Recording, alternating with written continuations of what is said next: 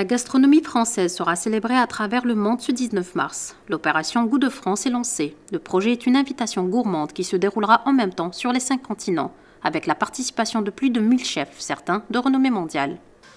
Cette initiative qui a été lancée par Laurent Fabius, ministre des Affaires étrangères et du Développement international, et le chef mondialement connu Alain Ducasse, va permettre l'organisation de manière sans précédent de 1300 dîners gastronomiques français simultanément partout dans le monde.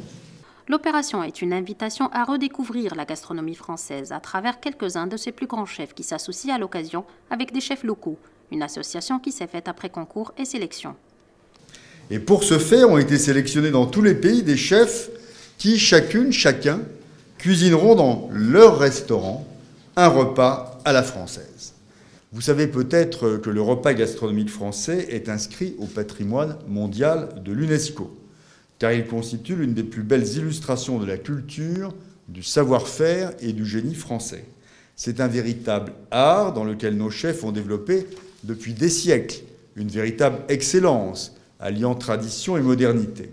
Les chefs algériens devront se surpasser, innover, charmer, séduire, au mieux envoûter en associant les produits locaux aux exigeantes recettes françaises. Le dîner sera donné à Alger, mais aussi à Oran, Annaba, Tlemcen et Constantine.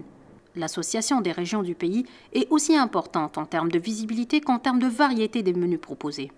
Moi, je suis franco-algérien et ça fait 2 ans et demi que je suis revenu dans mon pays pour apporter tout mon savoir-faire à la nouvelle génération de chefs algériens.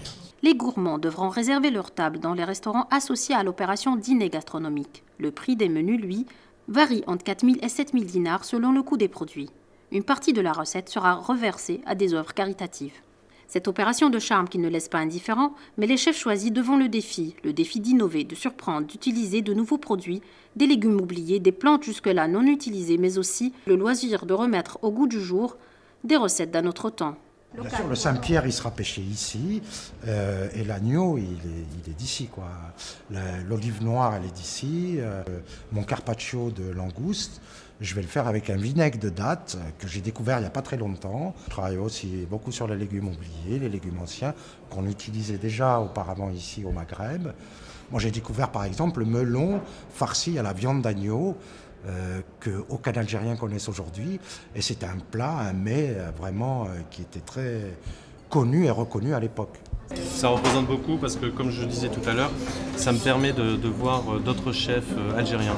J'ai commencé à trouver vraiment le boucher, le volailler, le primeur, celui qui va me faire juste la ciboulette. Vous voyez, depuis que je suis ici, j'ai trouvé que les fruits et les légumes, j'en reviens à ça, étaient fantastiques. J'ai mangé, c'est la première fois, je vous assure, que je mange autant de fruits et de légumes. Pour découvrir la liste des restaurants participant au dîner à la française, les menus du 19 et les tarifs, rendez-vous sur le site de l'ambassade de France.